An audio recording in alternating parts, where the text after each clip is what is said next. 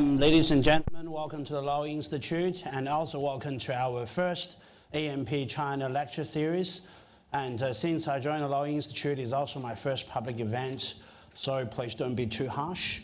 Today we're going to, before I start, I want to take this opportunity to acknowledge our very generous benefactor, AMP, who makes the China lecture series possible. So every year we hold 3 events in Melbourne, Sydney, and Canberra. So it's a bit of advertising. Next month we're going to welcome, or in July, one of China's most famous journalists, Hu Shuli, to come to Australia, and she will speak, I think, in Melbourne. So stay tuned for that event. Today we're very fortunate to have Grant Dooley to be our lecturer on the first topic, and it is a very hot and a sexy topic. It's about One Belt and One Road. If you go to China, either as a journalist or as a politician, you will get a One Belt, One Road question. They will ask you, what do you make of this China's new grand strategy? I think our executive director, Michael Fulilove, when he was in Beijing last year, to deliver the Boyer lecture, and he was asked the same question, what do you think of OBOR? So it is a bit of a mystery. So today we're having a decipher here to explain the mystery to everyone here. We have a Grant Dooley. He's the executive director of Hastings Infrastructure Fund, in charge of Asia operation. And before he became a fund manager, he was Australia's Consul General in Guangzhou, and he also served as a senior diplomat in Australian Embassy in Jakarta. So he also headed a China Economic Trade Section and a DFAT, and also believe, and Grant was also an officer in the Royal Australian Navy as well. So and a very interesting background, so he can talk about the foreign policy aspect, and he can also talk to you about the risk premiums and the returns. I think it would be interesting for our business audience here in Sydney. Grant,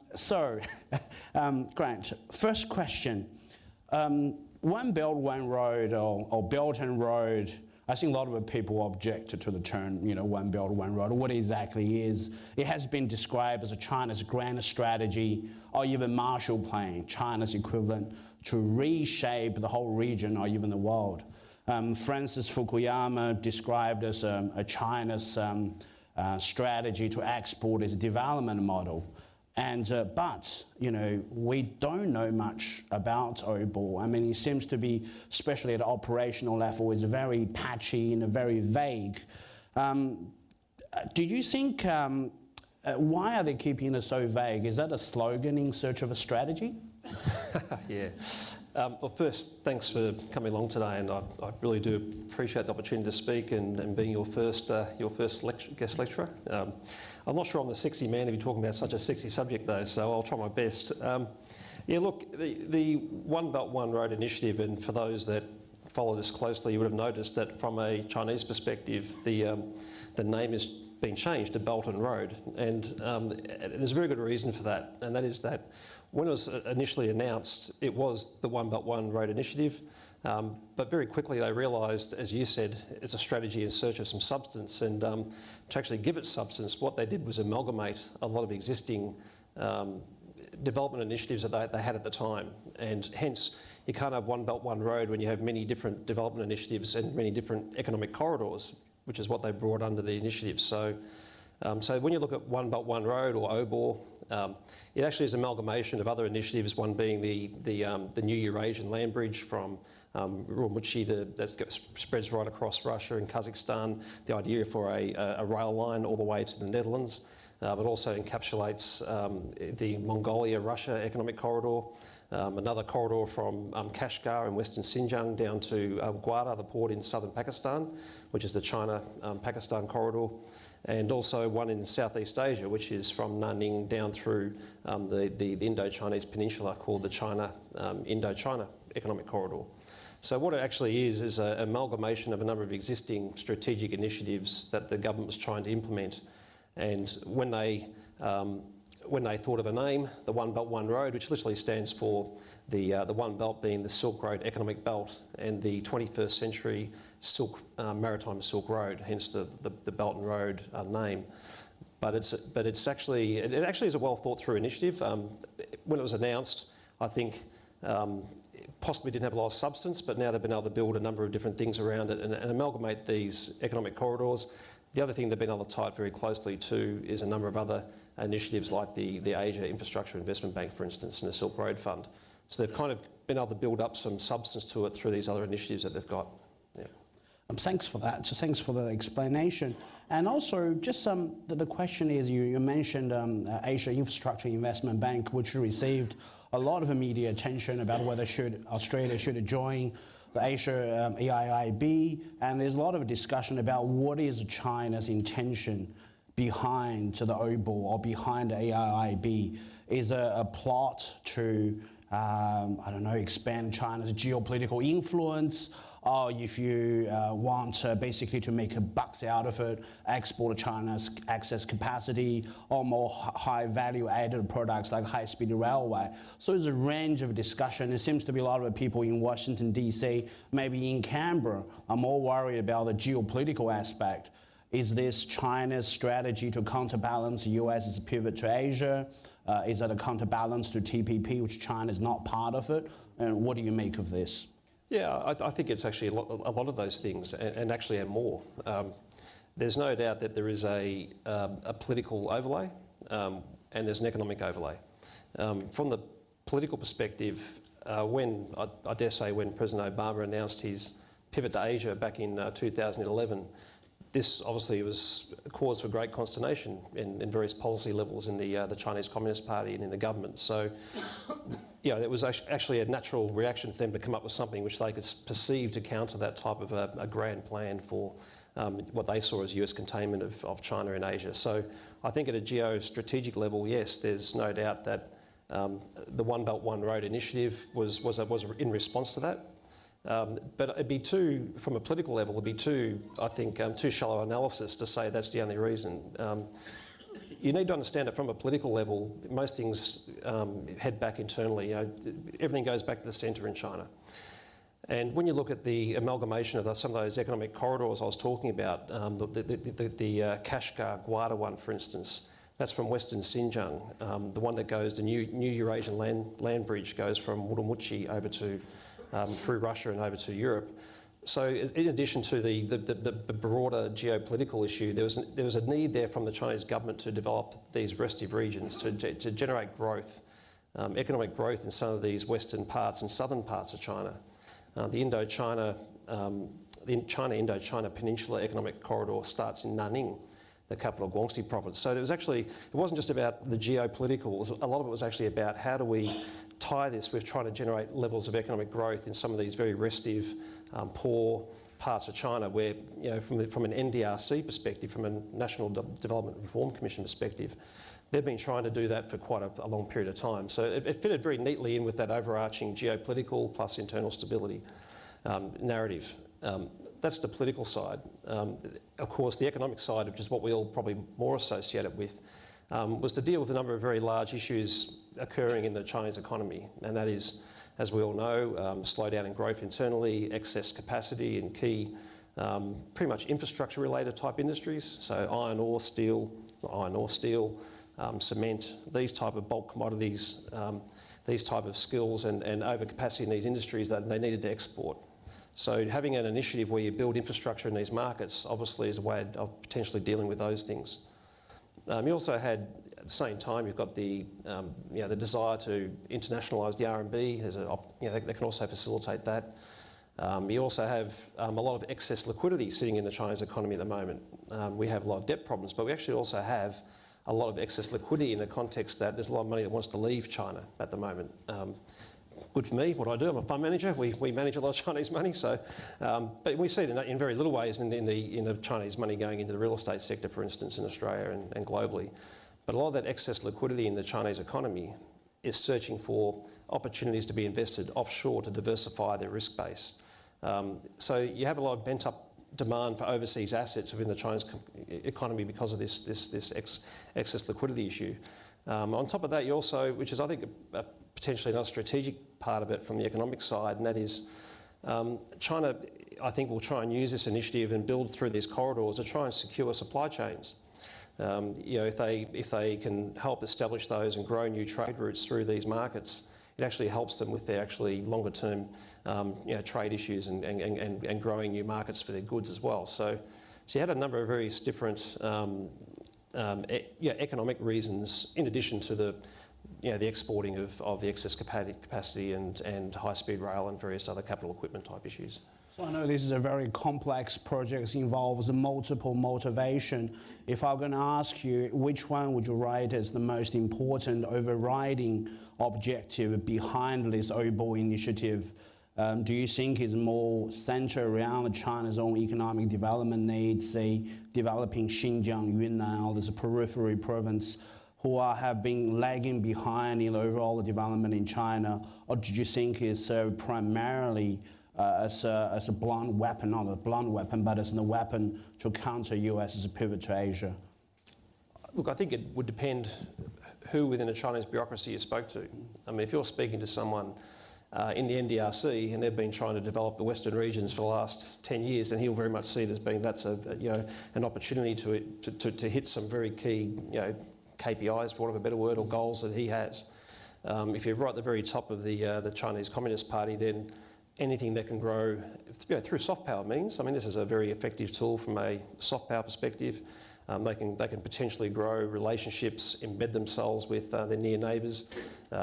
China's been trying very hard to improve its soft power outreach. It has very good relationships with a lot of those Central Asian countries that go through the Shanghai Cooperation Organisation and other mechanisms. So I think it depends where you sit. If you're talking to a Chinese SOE, really that stuff's all important and it's interesting, but he just wants a good return on investment. So if you're talking to State Grid or China Merchants Group or one of the big SOEs, they're just looking for deal pipeline. How do I get my money deployed? How do I get opportunities to grow my business? They're very much businessmen.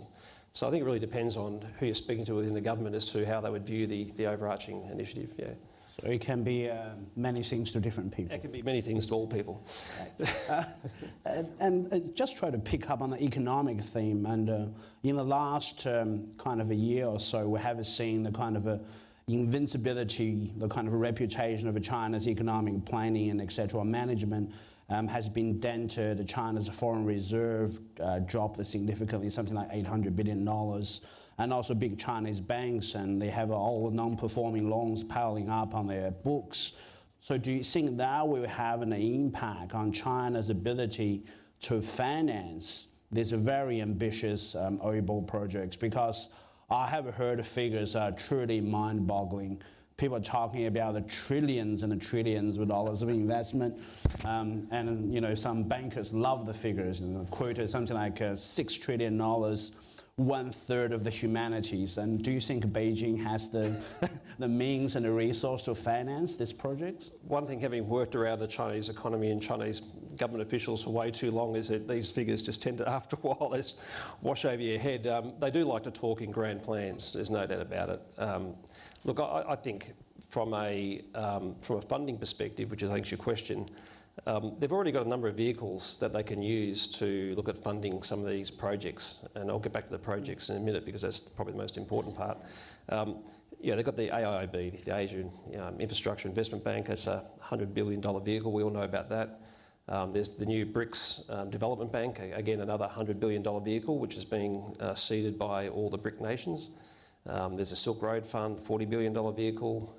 There's the Shanghai Cooperative Organisation Development Bank, which is about to get off the ground apparently. And then you've got obviously China Development Bank and China Exim Bank as well. So they have a number of different vehicles by which they could potentially fund what they're trying to achieve. You talk about, to go back a step and talk about foreign exchange reserves. I mean, it's very hard to work out exactly what their foreign exchange reserves are, to be quite frank. But they're probably still somewhere around that 3 trillion mark. And the overlay on that is that China still runs a trade surplus. In April, it was about $45 billion, I think. So while exports are going down, imports are dropping quicker. So they've actually still got good capital inflows. So, I don't see that being a major issue, but I think what the major issue won't be about funding per se. It'll be about actual projects they can invest into. So the biggest constraint will be the lack of investable or potentially bankable projects, because you might have the desire. I mean, even in Australia right now, not Australia, but even in Asia more broadly, there's a lot of liquidity looking for infrastructure investment, and a lot of countries looking to attract that investment, but there's a dearth of investable projects. So you might have all the money in the world you want, but if you've got nothing invested into, then it's very hard to actually make the investment. So I don't see the constraint on this execution of this strategy being funding. I see it more being actually identifying types of projects that actually are investable themselves. Yeah. All right, that would be that's a very interesting observation. And what does it mean? Let's say if China's intentions are more geopolitical, will they just push through the projects irrespective whether they will make a return or not, or whether they are bankable or not in your kind of a professional investment terminology? Do you think that's what Beijing's intentions are, or do you think there's investment entities like China Development Bank or AIIB, what are their risk appetite like? Are they happy to fund the political projects? Yeah, that's a really good question. Look, I think the biggest issue they're going to have, I mean, Chinese companies will invest to make a return, like any other company. I mean, I think there's a bit of a, sure, that sometimes there might be a strategic overlay, but generally speaking, they've got their own benchmarks, internal benchmarks. They want to make a return on any investment. When you get to the development banks and the Exim Bank, it's slightly different objectives for those vehicles. The AIIB, though, here's an interesting thought.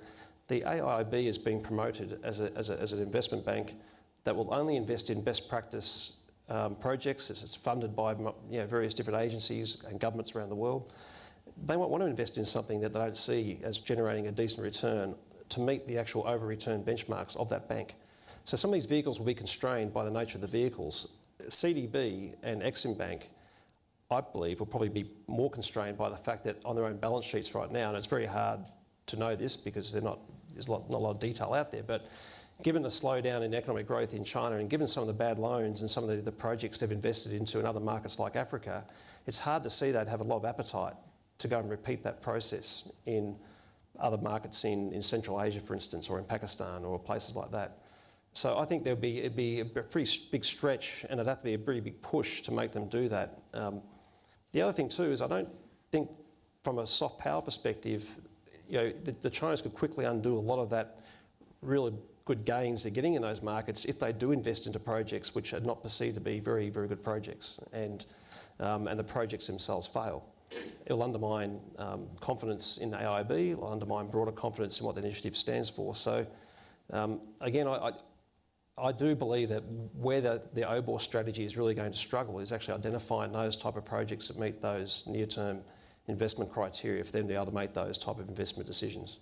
Oh, that's very interesting. If I can draw back to perhaps the lessons here in Australia, in the last perhaps a decade, we have seen so many failed Chinese investment projects in Australian resource sectors.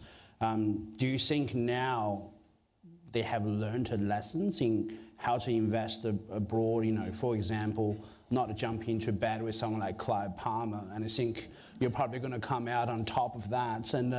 And do you think they have kind of had a very sharp learning curve? Now they can replicate their experience, say, in Southeast Asia or Central Asia? I'd like to say yes, but I still think they're learning. Yeah, look, you're right. They've a number of the very marginal resource projects, particularly in the iron ore sector, are still untouched, undeveloped mine sites in various parts of Australia. I think they have learned, but and this is a lesson in the market. You only really learn if you've borrowed money, you've invested into something, and you can't get it up, and 5 years later you've lost your money, and the bank comes back and says, "Well, I need my money back," and you can't pay them, and then you're bankrupt. That's when you learn. Unfortunately, the Chinese system, a lot of these organisations have borrowed money from various different banks back in China.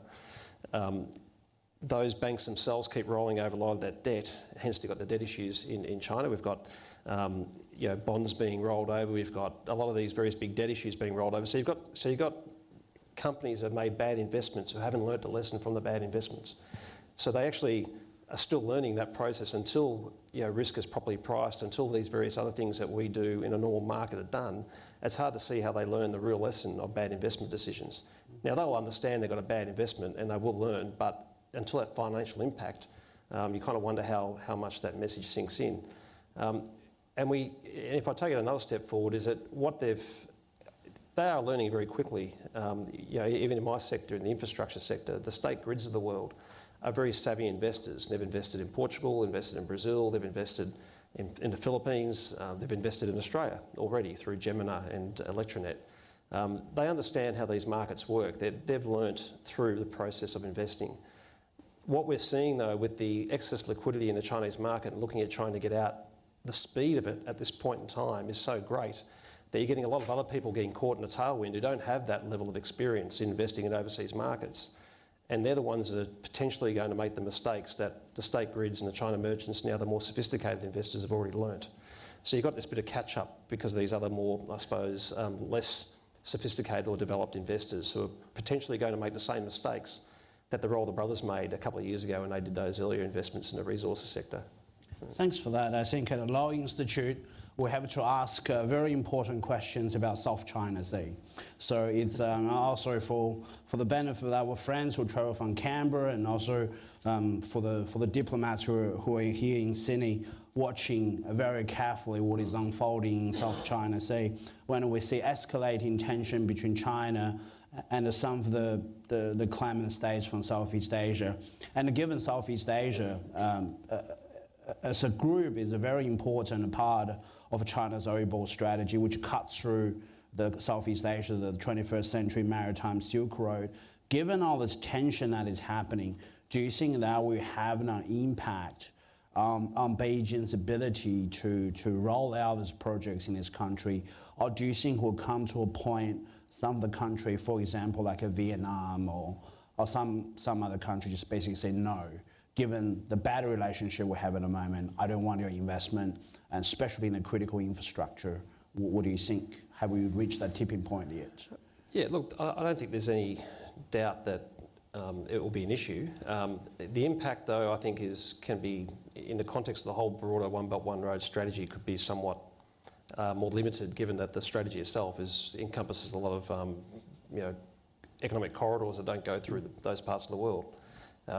So when I see this, I mean, it's a very significant issue. It's obviously growing in steam, which is obviously all very concerning.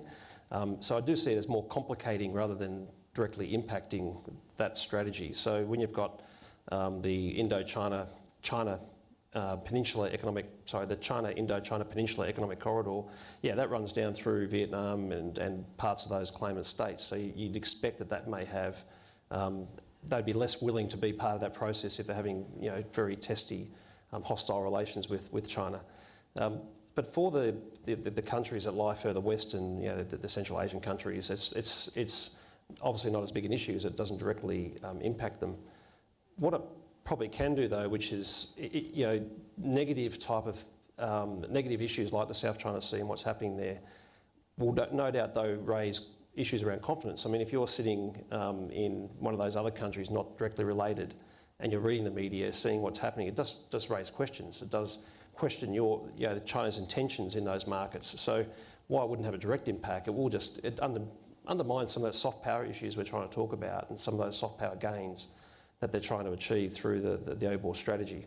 But for that part of the world, being the South China Sea and those claimant countries and the Indonesias of the world. I mean, if you talk to Indonesia, for instance, and I spend a lot of time in Jakarta and still have a lot of friends in Deplu, the Ministry of Foreign Affairs there. 3 years ago, they didn't see the South China Sea issues really impacting them. The Natuna Sea is quite south. There was a crossover of claims, but it wasn't as big an issue. But as we all know, quite recently there's a big confrontation between Chinese fishermen and the local Indonesian Coast Guard, which has raised that issue and made it now a substantial issue in relations between India and China. So, the Indonesians have been courting quite actively Chinese investment for the power sector. They do see the Chinese won a tender to build this high-speed rail between Bandung and Jakarta. All these type of things that happen in the South China Sea, all they do is chip away at the confidence that exists between governments, between people, between entities, and just undermines, over the longer term, undermines that level of confidence. And if what is happening in the South China Sea was to continue ramping up in intensity, then you think it would have to have a more direct impact at some point. Thanks for that. With that question, with the answer, I think I want to take the opportunity to get audience to ask Grant questions.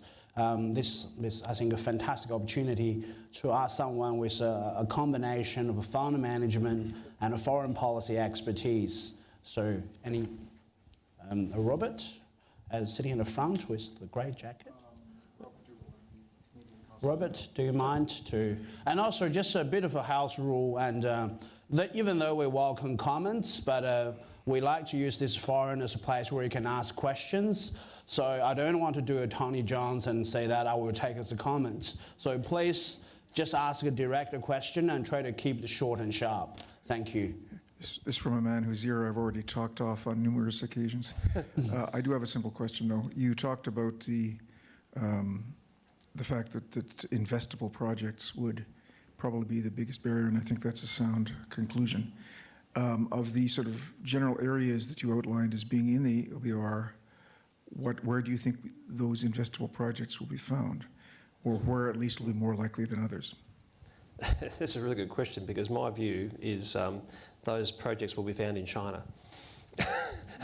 And it might sound a bit strange, but we were talking about this before this started. But now that they've actually undertaken this grand strategy, like everything in China, if you're sitting as a provincial level official sitting in Kashgar or Urumqi or in Nanning or whatever part of China, or Kunming, for instance, in Yunnan province, all of a sudden there's this big bucket of money that's been opened up that you can actually reach out to and use to fund another one of those lovely projects that you've always been, adding another 16 platforms to your high-speed train station and things like that. So I see in the immediate term, because of the lack of investable projects in some of these other countries, that the real problem will be perceived, the perception that they're actually not getting on with it. And as such, you'll see some of that short-term money flow into more infrastructure-related projects that actually are inside China. So you'll have high-speed rail up to the border with Vietnam, and I think we're talking about this, your experience in Kunming, where there's a high-speed railway station up to the border with Burma, and then all of a sudden there's nothing. And so unfortunately in China those things do happen, and I do see, my fear is that some more money will go to projects which don't actually need to have money spent on, and you'll get more of this waste around some of the infrastructure developments. I will add one other thing though, and that is that the real, you probably heard my theme now, my big issue around OBOR is more about the execution of the strategy around being able to invest the money rather than the strategy itself. And if you look at the OBOR countries that it covers, more than 2/3 of those countries have sovereign debt, which is rated below investment grade. The reason it's below investment grade is because of political stability, economic instability, all these type of issues. So straight away you're actually looking at investing into countries. People will invest, don't get me wrong, people will invest into those markets, but finding bankable projects is so much more harder. Sorry, the end at the front. Just wait a minute, thank you. Yes, thank you. Jeff Miller from the Institute of International Affairs. Some time ago I heard an Indian comment on the One Belt, One Road, which was, yes, but it's a Chinese belt and a Chinese road.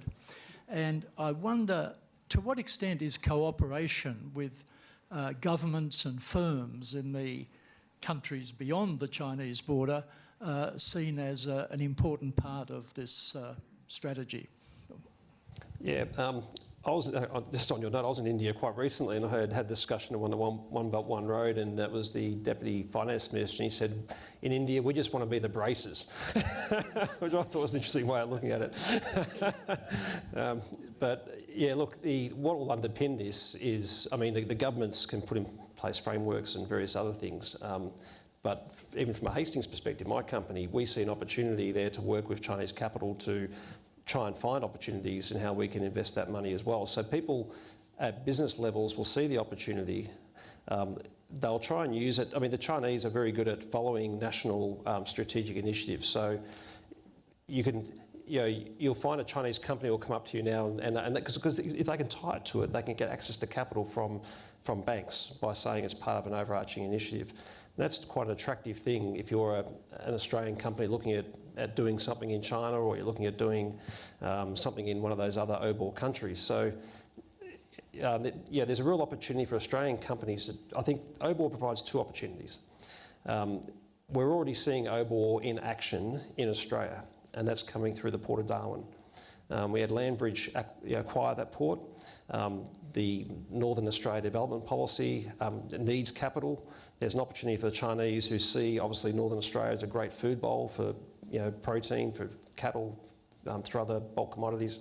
So Landbridge's investment very much was based upon the view that that port will become a very integral part of the maritime Silk Road. The Port of Fremantle, when it's sold, again, I would see that, if Chinese companies there, they could see that as being part of that particular issue as well. So we're already seeing in Australia the One Belt, One Road play out even in our own market, even though we're not on those economic corridors. The other way that Australian companies can benefit is that by accessing opportunities through the AIIB, through the Silk Road Fund, people like ourselves, like Hastings, and our competitors, Macquarie, how do you invest alongside some of those large institutions? Because if I look at investing into a market like Pakistan or India, we've been looking at India for quite a while now. If I go in alongside the AIIB and I go in alongside the Silk Road Fund, straight away you're de-risking some of those sovereign risk issues, because the Indian government's not going to want to upset the big member countries who are partnership to that, including India. So it does actually provide funding options for Australian companies to look at going into markets and can de-risk some of the investment decisions about investing in those markets. I think that's the real opportunity for Australian business, is how do you use the One Belt, One Road, how do you use China and some of these initiatives to de-risk your market entry to some of these markets that you wouldn't probably invest into. Just a little note on the imagination of a Chinese investor. I think there's a plan to build an education city in Melbourne. It's been pitched as a One Belt, One Road projects. So everything is possible. So Aaron, I think you've got a question. Thanks, Grant. Aaron Conley from the Institute. I'm curious, two countries where there has been a backlash against Chinese investment are Myanmar and the Philippines. And in both cases, that was related to governance issues. In Myanmar, the dam on the Irrawaddy that was being built by China North, Chinese defense contractor, was seen to have been approved because of a close relationship between the previous military regime and that defense contractor. In the Philippines, ZTE was accused of having bribed the husband of the president, Gloria Macapagal-Arroyo, and that led to this big backlash. You mentioned earlier that China is learning from its investment experiences in countries. Is it also learning that higher standards of governance are also important to the long-term survivability of those investments, or should we expect more of these kinds of activities to continue in maybe not Australia, where they know that there are high standards of governance, but in other countries, say in Southeast Asia, Central Asia?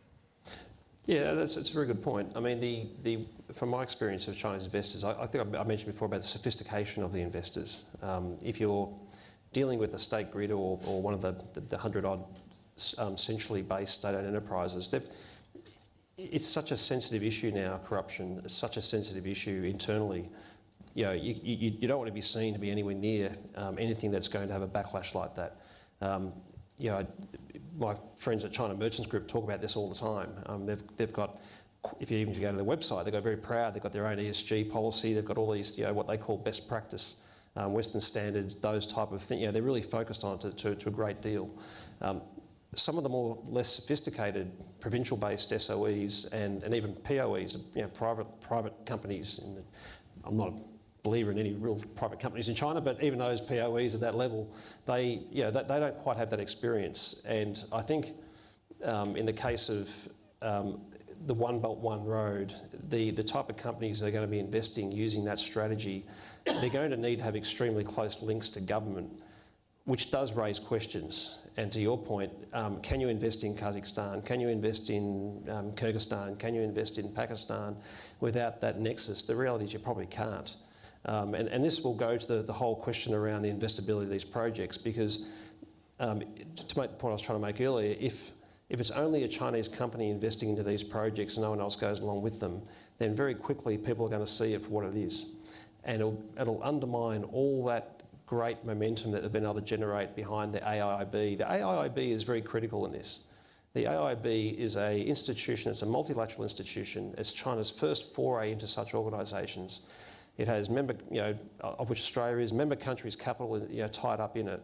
And they've made a big song and dance, which I think is fantastic, about making sure that this thing works in a way, best practice standard, invest into projects for all the right reasons, financially viable, economically responsible, socially responsible projects. If that gets undermined in any way, shape or form, this could go very, very badly for the Chinese. And my view is that I think they get that. So I don't, you'll always have people doing bad things around investments, around, you could even argue in Australia we've had some bribery issues related as well. So it's not just the Chinese. But I think on this particular, anything associated with this particular initiative, I would have thought the damage could be so bad to the Chinese that I think the NDRC, which will end up being the clearinghouse of all these investments, would be paying a lot of close attention to it. It gives me hope, just that nature of it, yeah. Any more questions? Professor Dupont, thanks. Thank you. Alan Dupont, I'm a non-resident fellow at the Lowy Institute. Grant, I'd just like you to give us your thoughts about success or failure of OBOR. Optimists say that it could be the most transformational thing we've seen in this century, that if China succeeds in essentially running a 21st century version of the old Silk Road, including this maritime dimension, it's going to not only link China and integrate it into Central Asia, but also with really half the world. So that's the optimistic forecast. So it will be transformational. Skeptics will argue that the chances of it happening are virtually nil, and they focus on the risks that you've already touched on, and there are many more, of course. So could you just give us your best judgment about what you think the likely outcome of OBOR is going to be looking forward 10 or 20 years? Do you think it's going to be some kind of mixture of local successes? It's not going to disintegrate, but it's not going to actually meet the grandiose designs of Xi Jinping and the Chinese leadership, or where do you see it on that spectrum? Yeah, it's a really good question, because I've actually tried to, I thought it might come up actually, I thought, what would I say? No.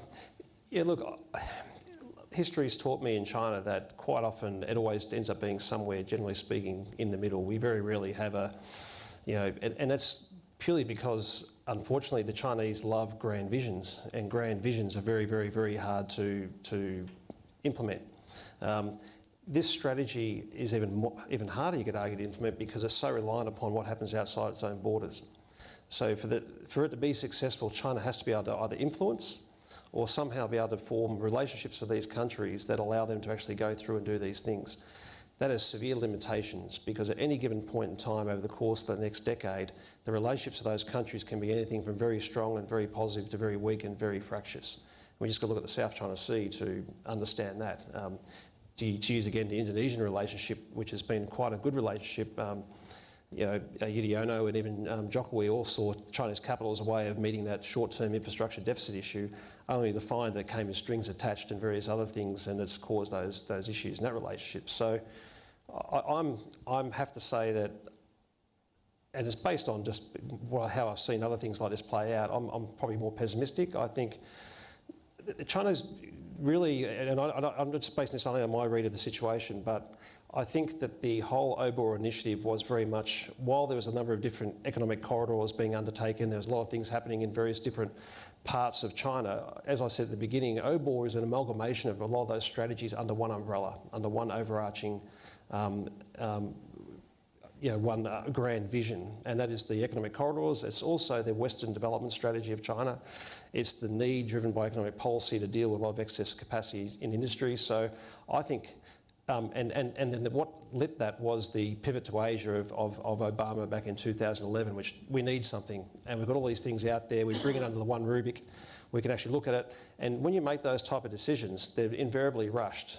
And to go to your question way back at the beginning, is it a slogan in search of a strategy? Well, I think they've built a strategy as they've gone, the AIB and various other things under that one rubric. They've got a leading group in Beijing headed by Zhang Gali, who's a very, very capable senior official in the Chinese government. But I just think the one thing that's going to undermine this, to go back to my point, and maybe it's because I work in funds management now, but the lack of investable opportunities in the region to make this happen. I mean, the idea of building a railway from Wurumchi all the way to Rotterdam through Kazakhstan, Russia, it's great in theory. In practice, it's extremely difficult. The idea of building a railway from Kashgar to Gwadar port in southern Pakistan, you've got to go through Balochistan, northwestern frontiers, tribes in Pakistan. Again, it's a great grand vision, but the implementation of these are going to be extremely difficult. So I think in 10, 20 years' time, I think unfortunately we may have a lot of development in the western regions of China associated with this because of the ability to source capital to fund new projects in Xinjiang and Xizang and Guangxi and other parts of China. But I don't think you're going to have a lot of outstanding new railways linking various different parts of Asia. I find it hard to see that. Any more questions? Yeah, Leon? Thank you. Leon Berkelmans from the Lowy Institute. So you gave a pretty pessimistic take on the prospects for success. How does the Chinese leadership then sell it in 10 or 20 years' time when it looks like a bit of a dud, if that's what it becomes? Yeah, I've got to be careful here. Pessimistic, it depends what you see as the outcome. To go back to the earlier question, if the outcome is a grand Marshall Plan, and I mean, in a perfect world, it'd be great if it did, because a lot of those things would lift economic growth and people out of poverty. And I'm not saying that, some of those things may happen. I mean, there's that many different initiatives that some may get off the ground. Particularly, the greatest opportunity would be, you would have thought, is Southeast Asia, where you do have economies that are actually a lot more developed, but then the South China Sea overlay complicates that. But for the Chinese government, what are they trying to achieve? I mean, so what is success? You could argue that from a soft power perspective, through the AIIB, they've already received or achieved a significant amount of success in trying to play this role as a global citizen, as someone that's trying to support global growth, taking more responsibility, all things we've been wanting China to do for quite a while. I'm a big supporter of the AIIB. I think the initiative itself has the potential to be more transforming than the whole the OBOR strategy, as long as the actual investments and the way it's dispersed and the way it's deployed stick to what we've been talking about. And Chris Legg from Treasury, who's been the Australian rep on the AIIB, he gives me a lot of confidence. When you speak to him, he says how they've been really trying to do best practice around that particular bank. That one bank itself, a $100 billion bank, I mean, if that can disperse half its capital in the next 5 years into well-funded, well-resourced, bankable type projects, then you could say that in itself that's a success. So it depends on what type of levels you're trying to talk here. I think the AIIB itself, if it's done right, can really lift China's standing globally, because it's a real test for them. If it's done wrong, I think it can actually quite damage the Chinese brand, because they've put so much into it diplomatically, they've put so much into it, lobbying very, very aggressively around the world. So that AIIB, I think, is quite critical to the overall perception of how successful the One Belt, One Road strategy is going to be. So a question in the back, yeah. Hi, I'm Eric Lowe from Civic CLSA. You mentioned that EURASIA is now looking south as well towards Australia. How do we make it officially into EURASIA as one of the countries that's on that new maritime list, perhaps? And how do we tap into that capital that's available? Because it seems like it's a much easier investment to make in Australia than some of these Southeast Asian countries. And also, how do we respond in terms of FIRB, which is a big issue for Chinese investors in Australia? Yeah, you don't apply to be part of the OBOR strategy. You kind of global domination. No, just joking. No, look, I think Australia, where it lies, you could even look at the map and you can say geographically the trade flows and all those things. But the reality is, we're part of Asia. We're an integral part of Asia. We have the ability to generate a lot of economic produce, agricultural produce that can go to meet a lot of China's own internal needs. So there's a lot of complementarities there in the trade flows and the commodities. So it kind of makes sense that we would be part of the Maritime Silk Road from a Chinese perspective. That is what's driving a lot of that interest. I mean, Landbridge saw the Port of Darwin for those reasons. How do you develop a port into being a major transshipment point from Northern Australia into China? That was the thesis of their investment, not having seen a business case, but I would assume that would have been it. So from a Chinese investment perspective and coming to Australia, which is something that, Hastings, the first transaction I did at Hastings when I joined Hastings was the Port of Newcastle. And we invested 50-50 with China Merchants Group into that port. When I get asked this question around Chinese investment, what concerns me is the shallowness of the debate in Australia, and the fact that Chinese investors have exactly the same, and you'd know CITIC CLSA, I mean, they have the same overriding reasons for making an investment as to generate a good return, to meet their benchmarks. They've got exactly the same reasons for making an investment as I do.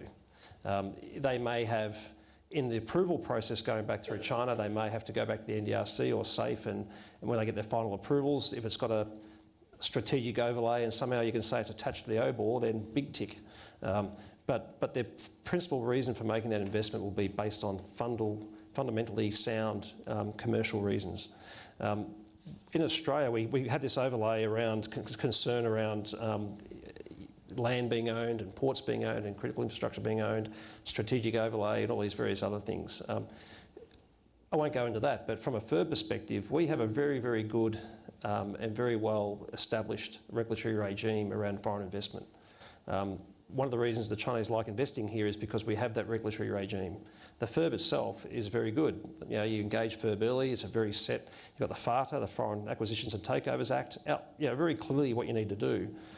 The problem we have around that investment, though, is there's a political overlay that comes on top of it, which somehow then can muddy the waters, and obviously things become more emotional. And then, because in the end, under the FIRB, the final decision is made by by the Treasurer.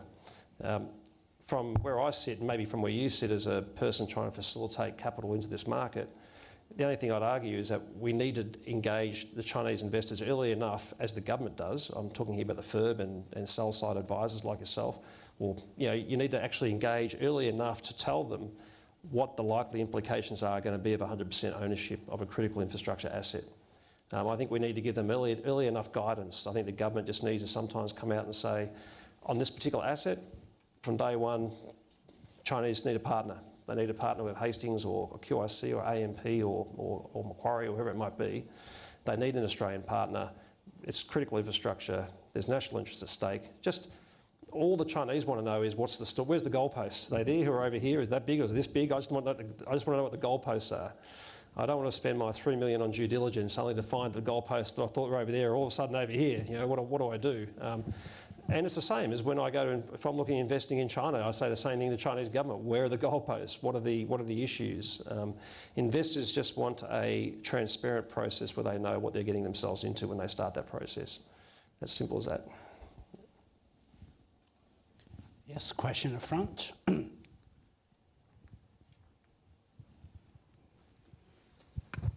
Hello, Peter Green. How does Russia view this One Belt, One Road, and what does it see as the opportunities and challenges? That's a very good question. I wish I wasn't a Russia expert. No. I think, well, what do I think? I think Russia and China have, again, one of those relationships that can be at any given time fractious or very close. We've seen that over history.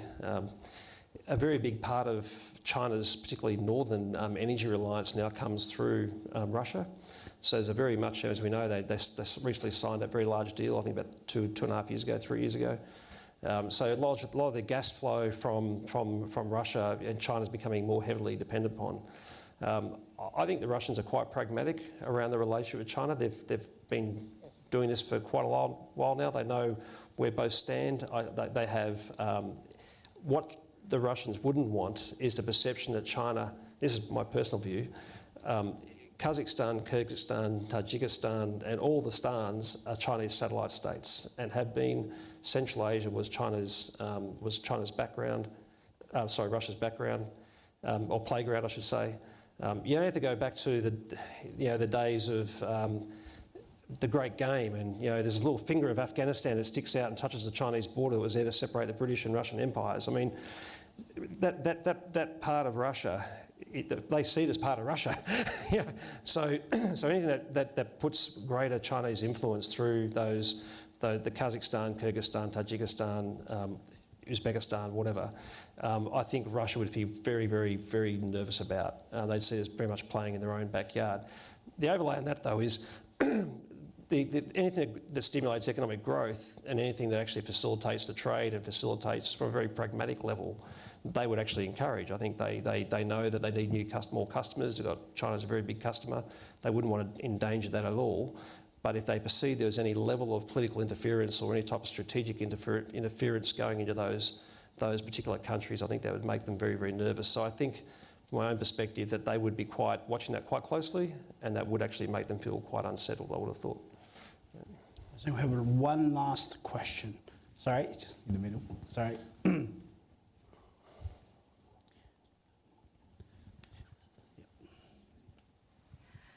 Oriel Weigold from the University of Canberra.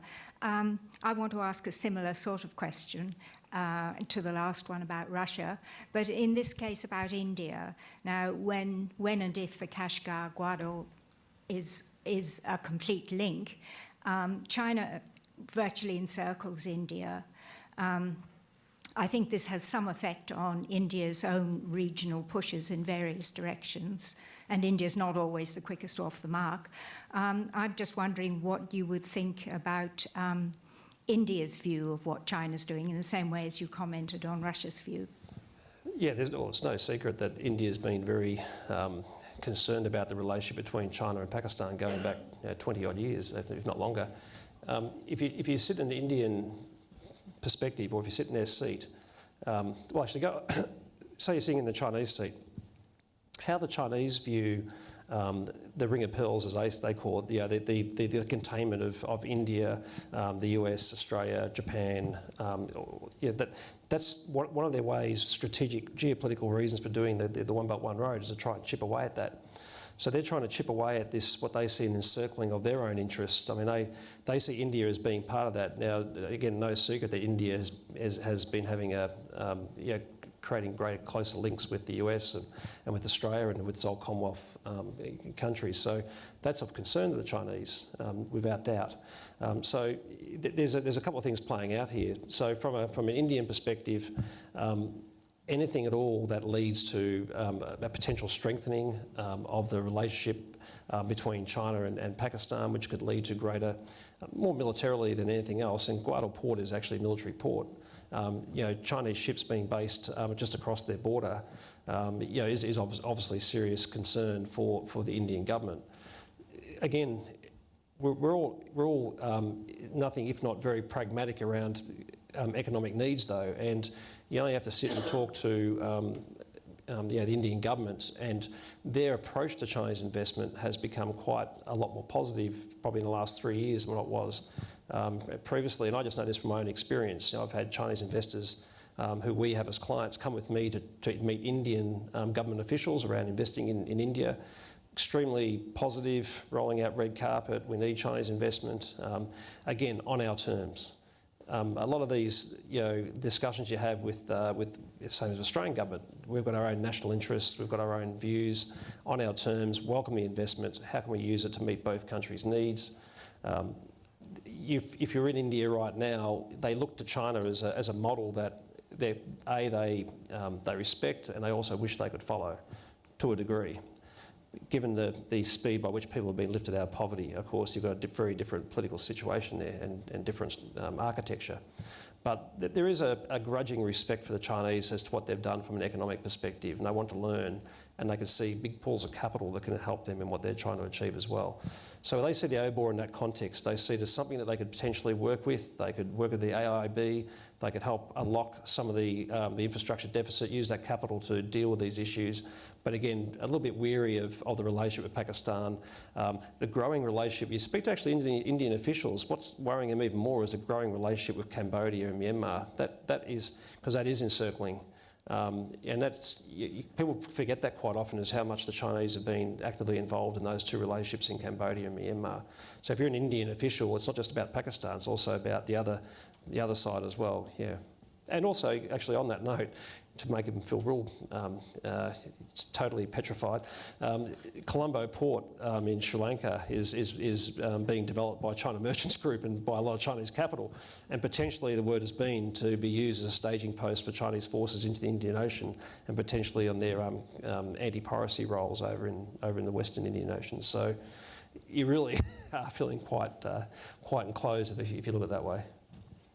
Hannah is my neighbour, so I have to give her the one opportunity to ask Grant a question. So Hannah.